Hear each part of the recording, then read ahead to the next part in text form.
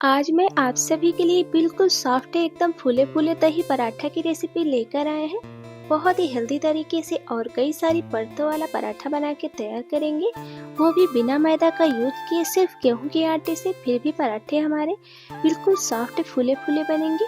इस पराठे की खास बात यह है कि इस पराठे को बनाने के लिए कोई भी स्लरी बना के तैयार नहीं करनी है। बिना स्लरी के पराठे हमारे बहुत ही ज़्यादा टेस्टी कई सारी परतों वाले बन के तैयार होंगे। तो चलिए इसे बनाना शुरू करते हैं। इसके लिए सबसे पहले मैंने एक बड़े बर्तन के अंदर एक छोटी कटोरी दही ले ली है। यहाँ पर ध्यान दें कि खट्टी दही का यूज बिल्कुल भी ना करें, ताजे फ्रेश दही का यूज करें। इससे जो पराठे हमारे हैं बहुत ही टेस्टी बनेंगे। थोड़ा सा स्वाद के अनुसार नमक डाल देंगे, उसके बाद चीनी ऐड कर देंगे। तो मैंने यहाँ पर 2 चम्मच चीनी का यूज किया है। तो हमें यहाँ पर महीन वाली चीनी का यूज करना है। आप चाहे तो यहाँ पर शुगर पाउडर का भी यूज कर सकते हैं। और आधा बड़ा चम्मच के करीब मैंने यहाँ पर घी का यूज किया है। ध्यान दें कि यहाँ पे आप सरसों का तेल यूज ना करें, देसी घी या फिर रिफाइंड ऑयल का यूज करें। घी डालने के बाद दही के साथ में सभी चीज़ों को अच्छे से मिक्स कर लेना है, इतना कि सभी चीज़ें अच्छे से मिक्स हो जाए और जो चीनी हमने इसमें ऐड की है वो भी दही के साथ में अच्छे से घुल जाए, अच्छे से मिल जाए। तो इसीलिए हमें यहाँ पर मोटे दाने वाली चीनी का यूज नहीं करना है। ध्यान दीजिएगा कि शुगर पाउडर या फिर बारीक वाली जो चीनी होती है उसका यूज करें। अच्छे से सभी चीज़ों को मैंने यहाँ पर मिक्स कर लिया है। मिक्स करने के बाद में मैंने यहाँ पर 1 कटोरी गेहूं का आटा इसमें ऐड कर दिया है। तो आज हम इस पराठे को गेहूं के आटे से बना के तैयार करेंगे। फिर भी पराठा हमारा बहुत ही ज़्यादा सॉफ्ट एकदम फूला फूला मुलायम बनेगा। बहुत ही टेस्टी कई परतों वाला बना के तैयार करेंगे। इस पराठे की खास बात यह है कि इस पराठा को बनाने के लिए हमें कोई भी स्लरी या कुछ भी बनाने की ज़रूरत नहीं है। फिर भी पराठे हमारे बहुत ही अच्छे एकदम बिल्कुल परतों वाले बन के तैयार होंगे। तो देखिए हमने आटे को दही के साथ में अच्छे से मिक्स कर लिया है।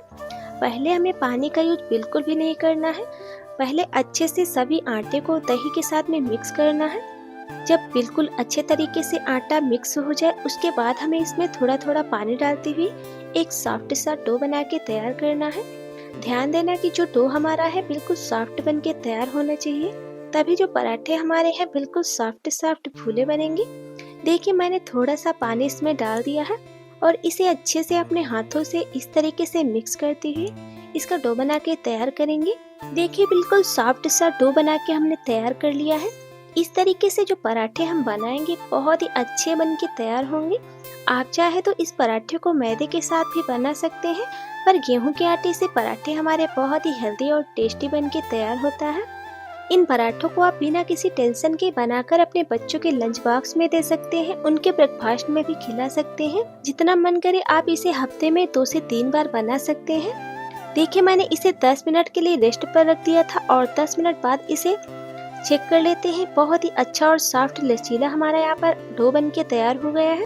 अब इसे अपने हाथों से मसल के थोड़ा सा चिकना कर लेंगे, जिससे कि आटा हमारा अच्छे से सेट हो जाएगा।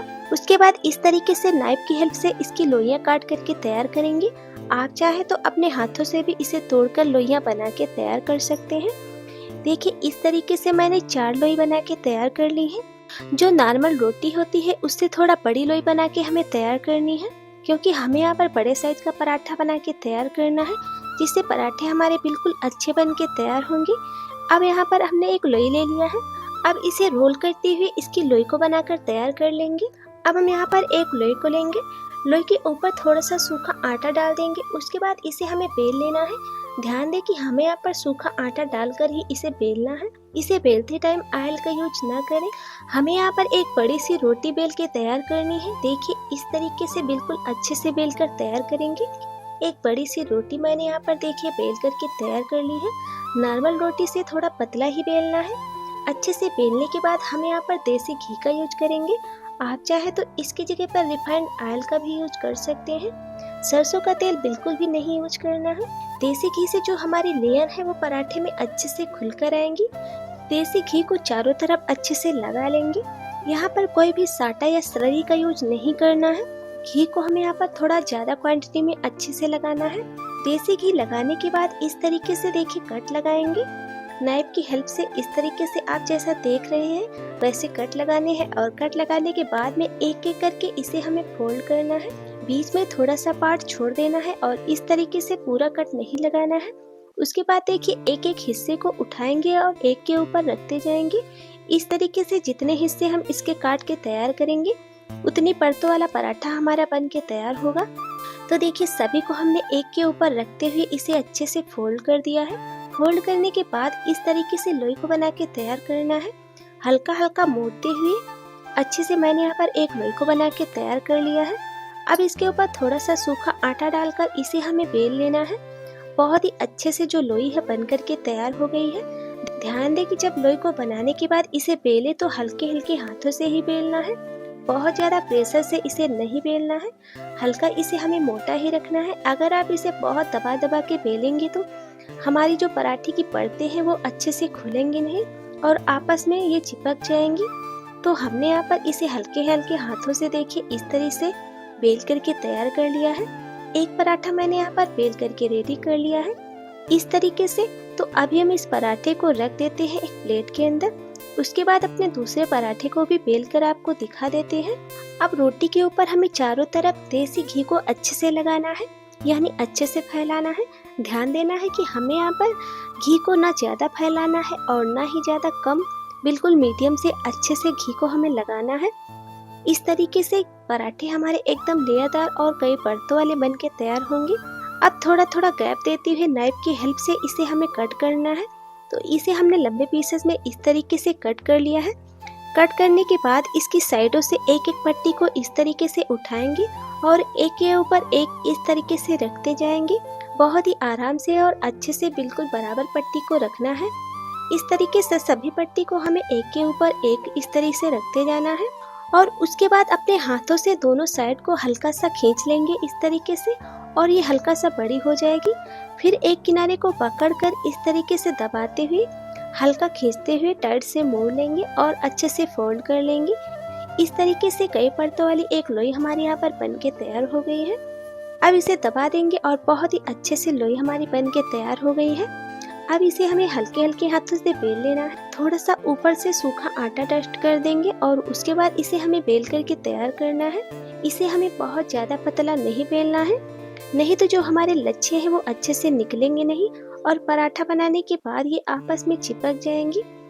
और इसे हमें ज्यादा प्रेशर से नहीं बेलना है, बहुत ही हल्के हल्के हाथों से बेलना है। तो मैं यहाँ पर आपको एक और तरीका बना के आपको दिखा देती हूँ। देखिए हमें पहले रोटी के ऊपर अच्छे से घी को लगाना है और घी को लगाने के बाद इसे हमें अच्छे से रोल करना है। हमें यहाँ पर रोटी को अच्छे से टाइट रोल करना है। उसके बाद नाइफ की हेल्प से बीच से कट लगाएंगे, देखिए इस तरीके से। और कट करने के बाद उसके बाद एक के ऊपर एक को रखकर अच्छे से हाथों से दबा देना है। उसके बाद खींचकर इसे टाइट हमें रोल कर देना है। फिर लोई के ऊपर सूखा आटा डालकर इसे भी हमें हल्के हल्के हाथों से बेल करके तैयार करना है। देखिए मैंने सभी पराठा को बेल करके तैयार कर लिया। तो अभी हम चलते हैं गैस की तरफ, एक एक पराठा को सेक करके तैयार कर लेते हैं। इसके लिए मैंने गैस पर एक पैन को रख दिया है और उसके ऊपर अपनी रोटी को डाल देंगे और रोटी को डालने के बाद इसे अच्छे से एक साइड से मीडियम फ्लेम पर सिकने देंगे। जब ये एक साइड से सिक जाए तो इसे हम पलट देंगे और पलटने के बाद इसके ऊपर देसी घी लगा देंगे। पलटते पलटते ही इसे हमें मीडियम हाई फ्लेम पर सेक लेना है। हमें इसे मीडियम फ्लेम पर ही सेकना है।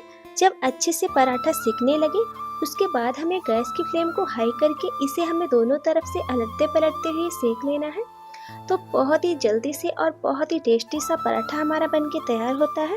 इस पराठे को हमने मैदा से नहीं बल्कि गेहूं के आटे से बना के तैयार किया है, फिर भी ये इतना सॉफ्ट मुलायम बनता है। देखिए ये खाने में बहुत ही अच्छे लगते हैं।